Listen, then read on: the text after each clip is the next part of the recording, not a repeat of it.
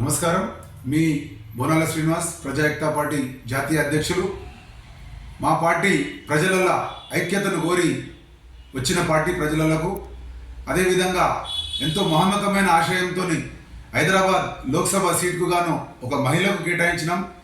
సరాఫ్ తులసి గుప్తా మంచి యాక్టివ్గా మంచి యాక్టివిస్ట్, చాలా సోషల్ యాటిట్యూడ్ ఉన్న మహిళ.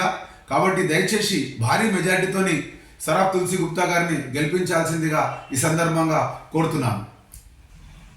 అందరికీ నమస్కారం. నేను మీ సరాఫ్ తులసి గుప్తా. హైదరాబాద్ కాన్స్టిట్యుయెన్సీ ప్రజాయక్తా పార్టీ నుంచి నేను ఎంపీగా లోక్సభ అభ్యర్థిగా కంటెస్ట్ చేయబోతున్నాను.